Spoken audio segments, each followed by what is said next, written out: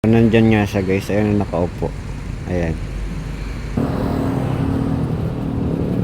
Pops, pangalan?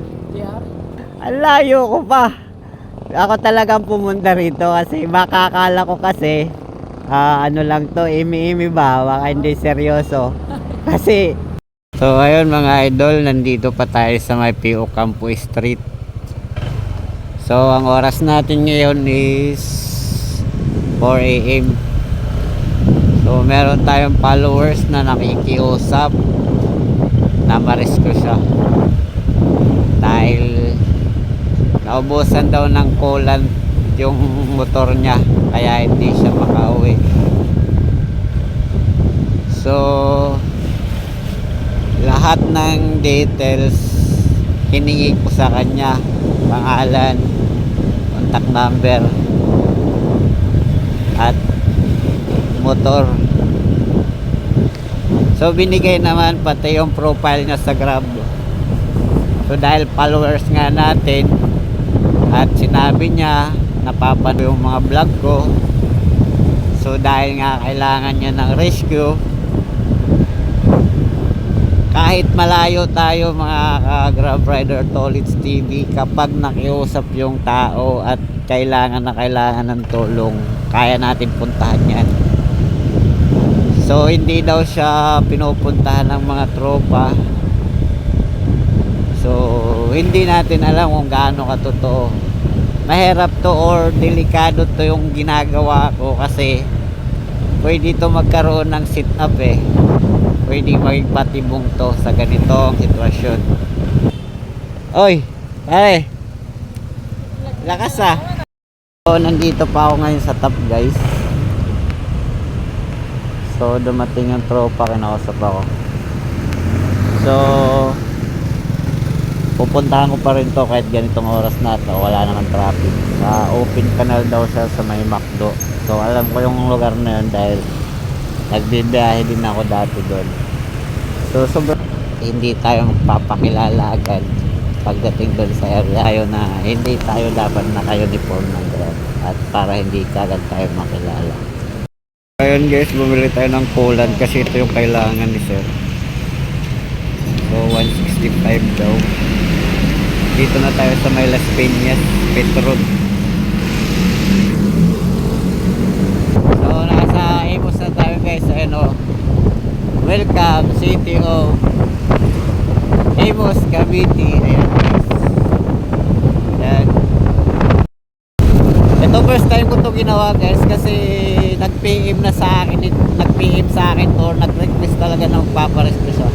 Yung mga rin-rescue ko kasi is mga nadadaanan ko lang yan sa kalsada.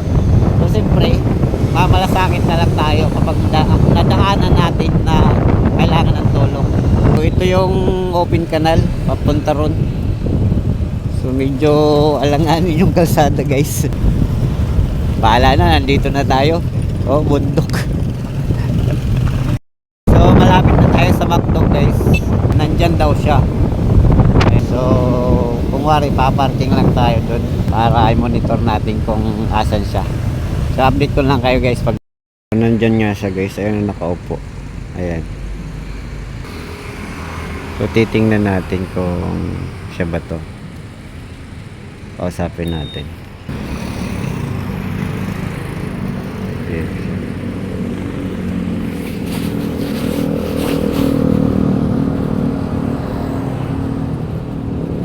Pops, pangalan? Ikaw yun? Ako pa.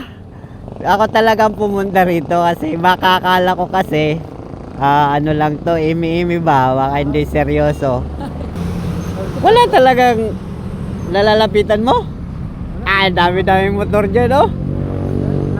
Nag-try ako dyan, wala daw silang kulang. So kulan talaga problema niyan. Ah, sige, try natin lagyan ng kulan. Meron akong binili dito. So positive, nandito si Pops. So biniribay muna natin.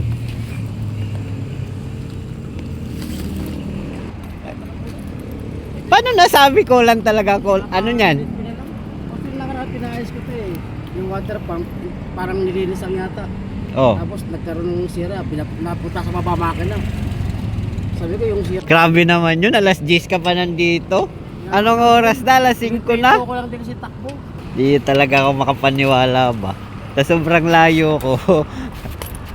Pero nag-try pa rin ako puntahan. Kasi baka nga naman maghihintay ka lang, maghihintay. Wala ka lang sa ano. Ba? Wala.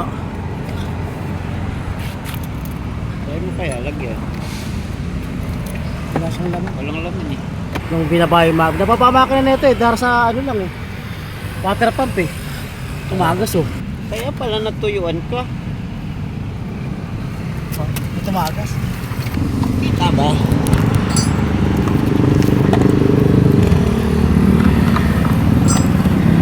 Yun oh. Parang boss. Parang boss. So itutulak ko na lang si Pops kasi malakas ang tagas ng coolant niya. Maubos lang din yung coolant. So lang guys. So galing tayo Manila, pinunta natin si Pops. Guys, so dito na tayo sa ano. Dito daw niya ipapagawa yan. Okay.